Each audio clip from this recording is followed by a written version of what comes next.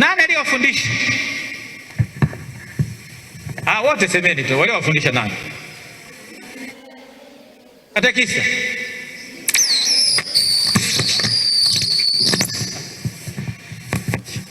Ni sister na mwingine na katekista mwingine mwalimu mwingine, basi. Okay. Kwa hiyo wazazi hawajafanya chochote, mnaona? Kwa hiyo mtoto anatoka kanisani, amepata mafundisho kwa sister, kwa katekista, kwa mwalimu, kaenda nyumbani kachote maji, songa ugali, basi. Ndio hivi. Yeye mmekuwa kweli, afadhali. Ni mara ya kwanza nimeona walio wa kweli. Kuna sehemu nyingine walisema kwamba fundisha na wazazi. Unajua nini? Niwauliza, kwa mafundisho na wazazi, mafundisho nini? Mnaanza kutazamana usoni. Hawajui wazazi wamefundisha nini. Lakini ni wajibu wa wazazi kuwafundisha watoto. Napata kizazi cha ajabu kutokana na wazazi kuwa mbali na watoto, kutofuatilia mafundisho ya watoto, kutofuatilia imani ya watoto. Tutakuwa kizazi cha ajabu. Ndio hao tunatengeneza kwenye mitandao, wa Katoliki wa mitandaoni. Kuna jamaa fulani alivaa roza. Sisi wa Katoliki tumepeleka barua kwa barozi wa Papa. Kuna watu walisimama hiyo.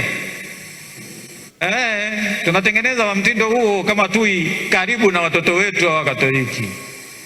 Wamevaa mzingo wa rozari. Sijalinunua wapi yule jamaa yule.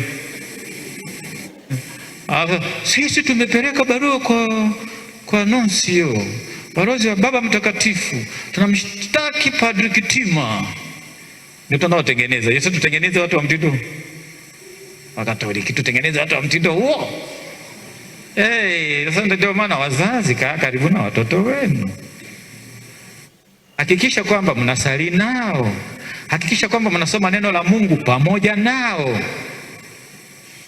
Wape nafasi waweze kutafakari neno la Mungu pamoja na ninyi. Msali pamoja. Tuko bize mno na ulimwengu huu.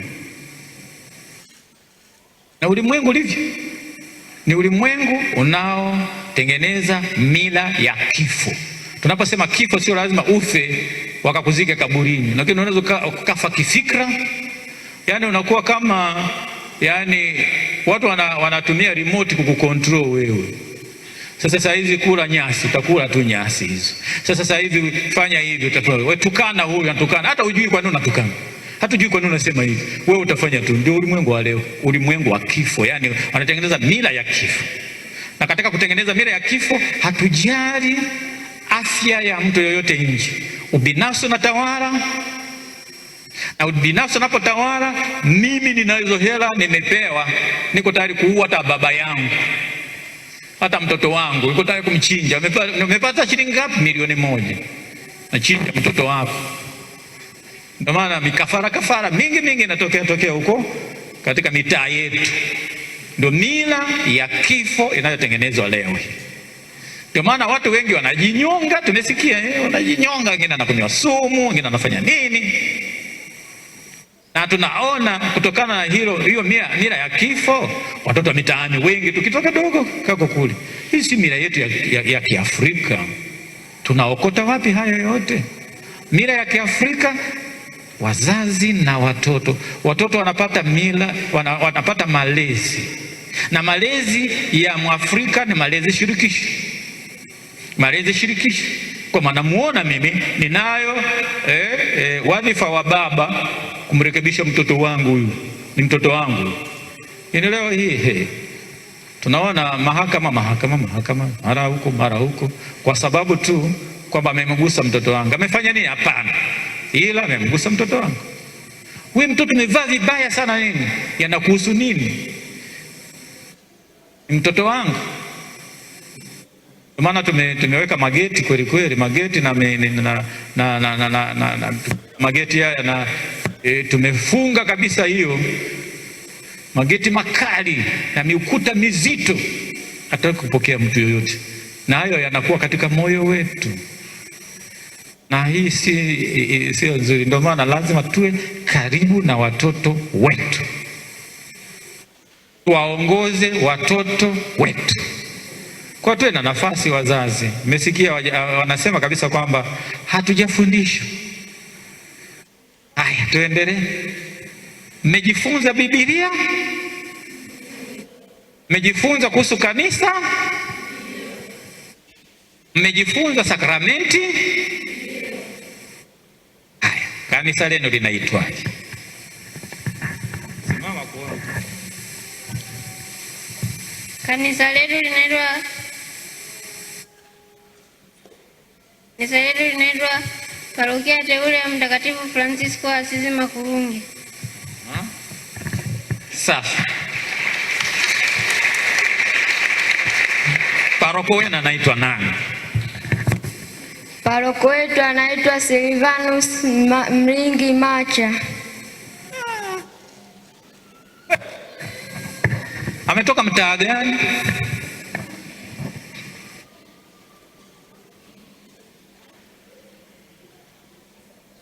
Ametoka mtaa Bagamoyo. Haya, bwana paroko wenu anatoka Kijiweni. Anaitwa nani tena? Anaitwa nani? Paroko wetu anaitwa Silvanus Mlingi. Nani mwingine atajibu? Anyoshe mkono atakayejibu. Paroko wenu anaitwa nani? Paroko wenu jamani. Ngera watu wa mitaani huko. Paroko wenu anaitwa? Jaribu. Paroko wetu anaitwa Silvanus Mlingi Macha. Baba paroko hawakufahamu. Pole. Hawakufahamu. Paroko wetu anaitwa Father Silvanus Mlingi Macha. Ndio, mpigie makofi. Sio kama yule anayevaa rosari mula anasema Katoliki. Huyu ni father, padre. Sawa Padre nani? Ndio hivyo. Na mwenyekiti wenu wa halmashauri ya walei anaitwa nani? Halmashauri ya walei parokia. Haya bwana.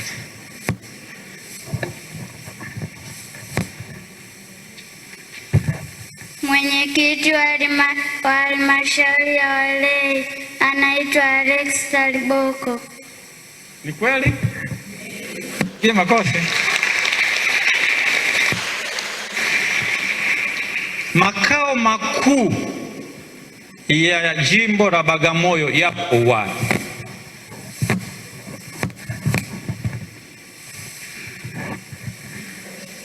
Makao Bagamoyo.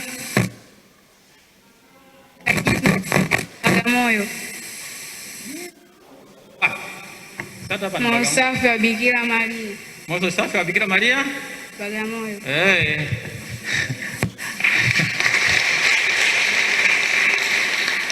Makao makuu ya kanisa Katoliki ulimwenguni yako wapi?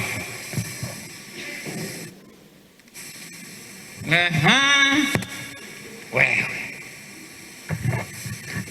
Makao makuu ya kanisa yako kwa Papa. Yako kwa Papa. Makao makuu ya kanisa Katoliki Dodoma. Yapo Dodoma. Makao makuu ya kanisa Katoliki ulimwenguni yapo Dodoma. Makao makuu ya kanisa Katoliki ulimwenguni yapo wapi? Makao makuu ya kanisa Katoliki ulimwenguni hapo Vatican, Roma. Umechanganya. Kimoja. Yako wapi?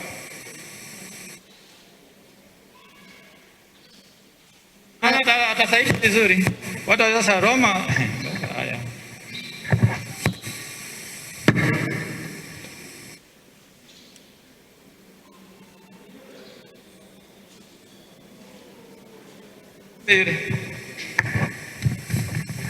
Makao makuu ya Kanisa Katoliki hapo Roma.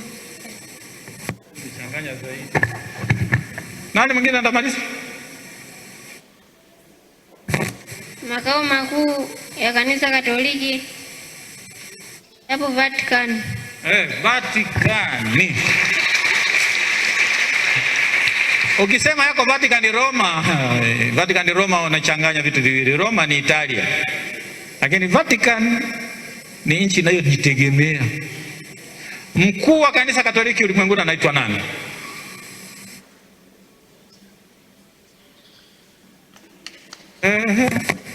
Jamani. Mbona maswali mepesi? Papa Mtakatifu Leo wa 14. Papa Leo. Sawa.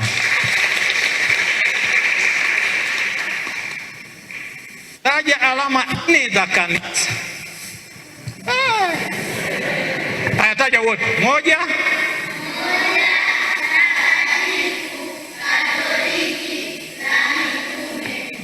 Hizo mnazifahamu vizuri sana. Kuna sakramenti ngapi za kanisa? Wote. Moja, mbili, tatu, nne, tano,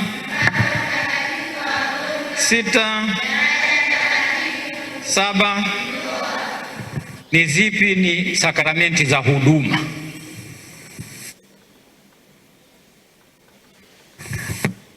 Sakramenti za huduma ni sakramenti ya daraja takatifu na ndoa. Sawa kabisa. Na ni sakramenti zipi zinaacha alama ya kudumu rohoni mwa muumini?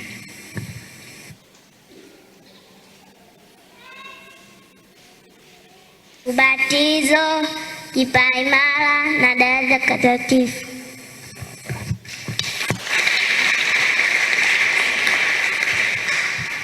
Haya, tunaendelea.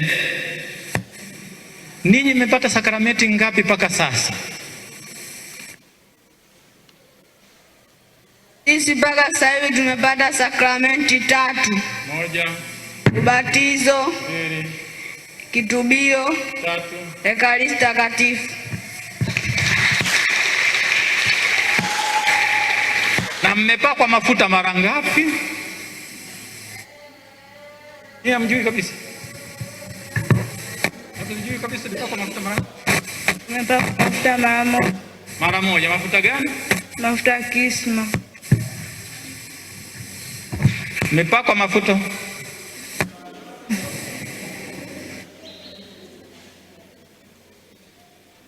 Nimepakwa mafuta mara moja. Mafuta gani? Ya wakatekumeni. Mmepakwa mafuta mara ngapi mpaka sasa nyie?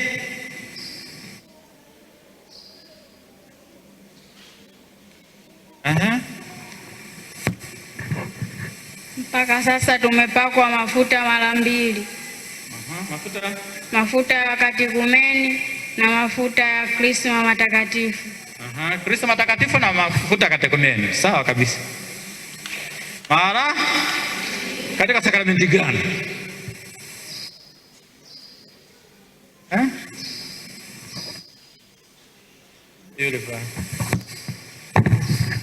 Katika sakramenti ya ubatizo. Katika sakramenti ya ubatizo. Kwa yule ambaye anafuata process hizo, kutapoanza kwa rezima, wale wazima katika utakaso ule kuna kupakwa mafuta ya katekumeni, alafu baadaye anapobatizwa anapata pakwa mafuta ya katekumeni. Kuna mafuta aina ngapi katika kanisa Katoliki? Mafuta yako aina ngapi katika zamu yako wewe? Mafuta yako aina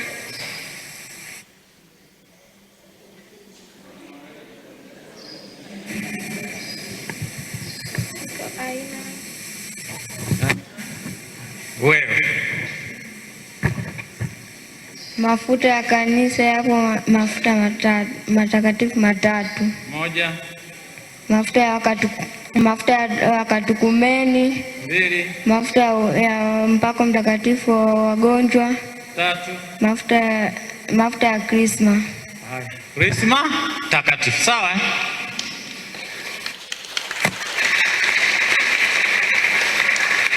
Katika mafuta hayo ya aina 3 ni mafuta gani yanakanyagwa? Mafuta yanayokanyagwa tunasema mafuta ya katekumeni, mafuta ya wagonjwa, mafuta ya krisma takatifu. Ni yapi yanakanyagwa katika hayo?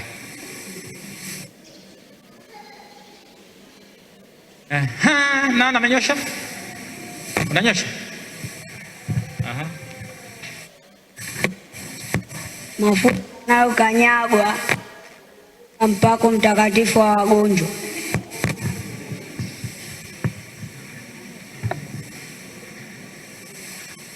Nani amepaka mafuta, amewahi kukanyaga mafuta ya wagonjwa? Mafuta yanayokanyagwa ni mafuta ya katukumeni. Kwa hiyo nyie mlipokuwa mnabatizwa mlikanyaga wewe? Ndio.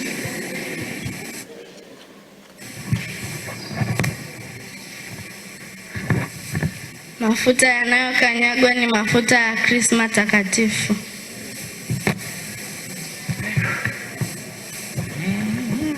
Swali gumu eh? Hamna mafuta yanayokanyagwa.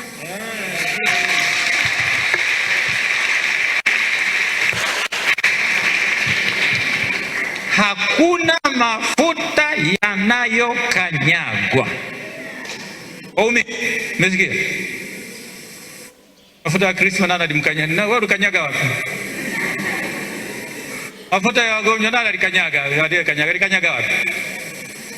Mafuta yako aina 3 kwa Mkatoliki. Mafuta haya si kila moja anaweza kapakwa. Sawa?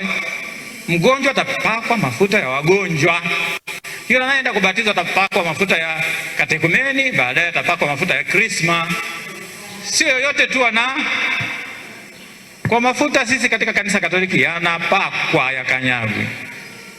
Nani amewahi kukanyaga mafuta? Anyoshe mkono. Na alikanyaga wapi? Anyoshe mkono. Alikanyaga?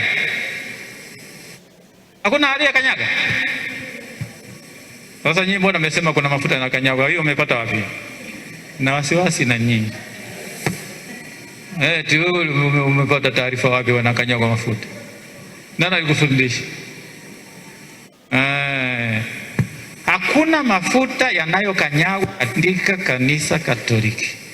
Tumesikia watu wanaenda kukanyaga mafuta, si mafuta gani huko? Na watu wanaenda kukanyaga mafuta, simesikia hivi?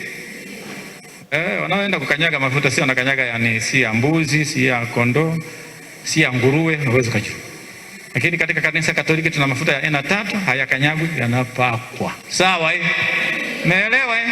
Na yanabarikiwa lini?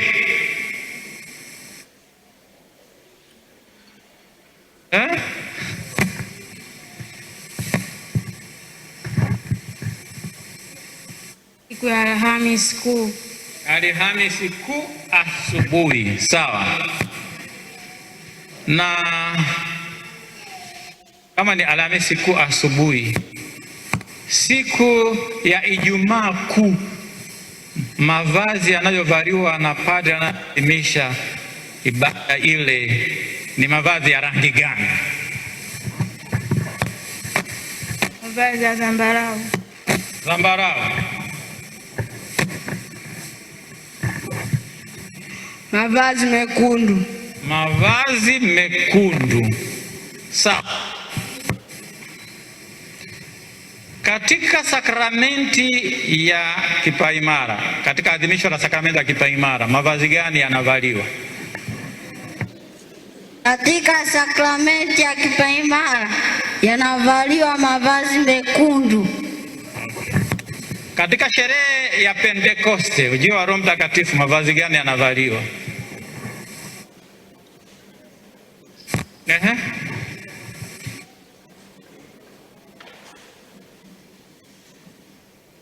Katika sherehe ya Pentekoste anavaliwa mavazi mekundu. Jumapili ya Matawi mavazi gani yanavaliwa? Jumapili ya Matawi umejifunza liturujia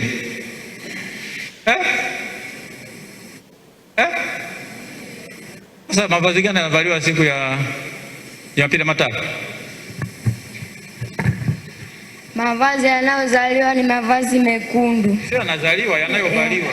Mavazi yanayovaliwa ni mavazi mekundu. Mekundu, ni kweli. Tupo katika kipindi gani cha mwaka wa kanisa sasa hivi?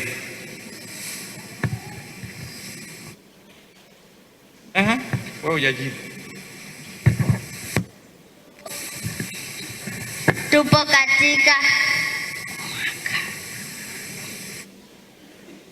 Jui tuko wapi kabisa? Tuko katika kipindi cha Noeli. Noeli, sawa. Tumesema ni Oktoba ya leo hii, si ni Oktoba ya Noeli. Kwa umeshindwa kuelewa kama tuko katika kipindi cha Noeli jamani. Nyinyi watu nyinyi. Haya. Tunaendelea sasa kidogo na wauliza tu kwenye Biblia. Itajie vitabu vitano vya sheria.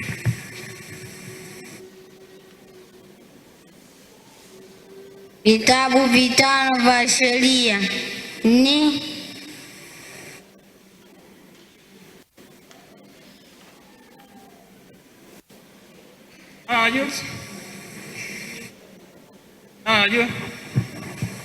kitabu cha Mwanzo, kitabu cha Kutoka, kitabu cha Hesabu, kitabu cha Mambo ya Watu, kitabu cha Kumbukumbu na Torati. Hizo ni vitabu vya sheria au Torati, sawa? Haya, watoto wa Isaka ni nani?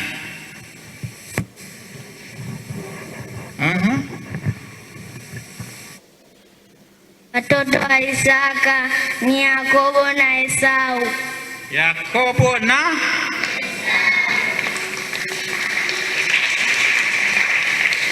wake za Yakobo ni nani? Wake za Yakobo ni Raheli na Lea.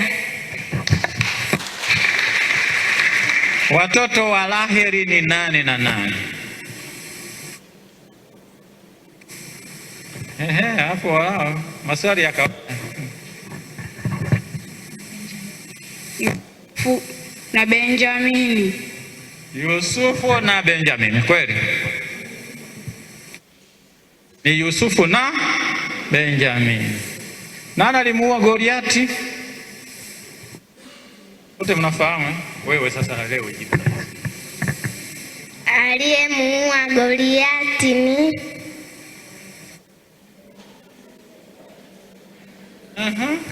ni aliyemuua Goliati ni Daudi. Daudi. Baba yake Daudi aliitwa nani? Baba yake Daudi aliitwa nani? Agumwe. Baba yake Daudi anaitwa Yese. Nani alimpaka mafuta Daudi?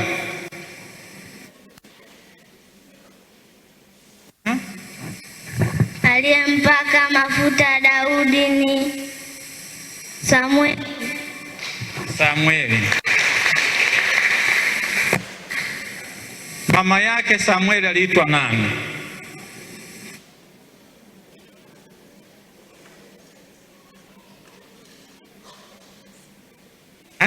Sasa mama, wazazi wako wapi? Mamake Samueli anaitwa Ana. Chamana mtofautishe Ana na Hana. Yeye anaitwa Hana. Sawa Anaitwa Hana, si Ana. Hana ni mama yake Bikira Maria. Hana mama yake Samueli. Aliyempaka mafuta Sauli ni nani? Kwa mfalme wa Israeli.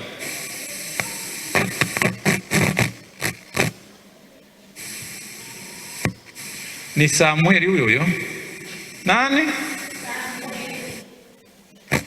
Mfalme wa kwanza wa Israeli aliitwa nani? Wewe sasa hizi jibu hiyo. Mfalme wa kwanza wa Israeli aliitwa nani?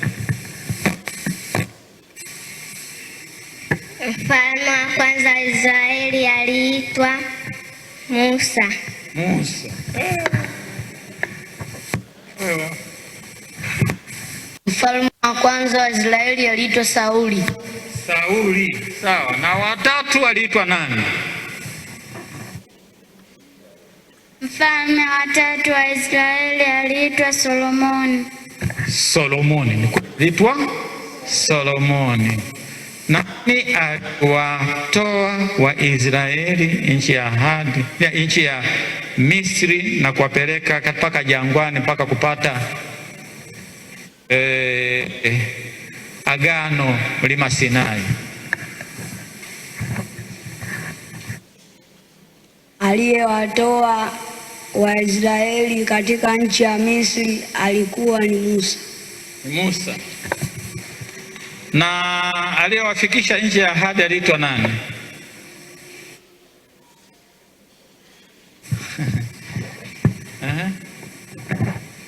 Aliyewafikisha katika nchi ya ahadi ni Haruni.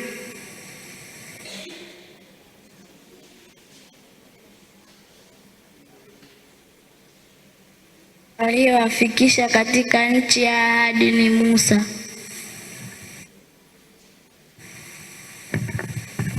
Aliyewafikisha katika nchi ya ahadi ni Mungu. Wote waliongozwa na Mungu, lakini ni nani huyo sasa aliongozwa na Mungu kuwaongoza kwa peleka huko? Yoshua. Nani? Musa alikufa katika nchi gani?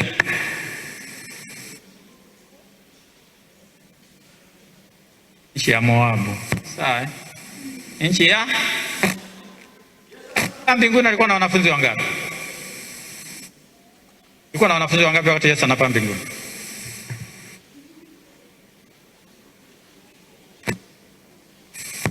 Una wasiwasi mbona? Yesu alipokuwa anapaa mbinguni alikuwa na wanafunzi 12. Walikuwa 11 kwa sababu Yuda Iskariota alikuwa ameshajinyonga, ameshamsaliti, amejinyonga. Sawa, walikuwa 10 na nani alichukua nafasi ya Yuda Iskariota?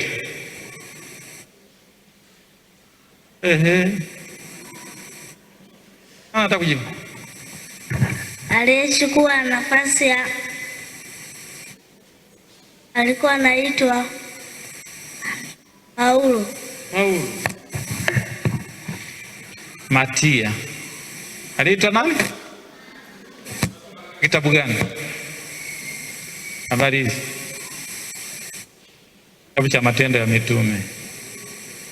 Habari za ujio wa Roho Mtakatifu siku ya Pentekoste unasoma katika kitabu gani? Kitabu cha Matendo ya Mitume. Mkazani kusoma Biblia, sawa eh?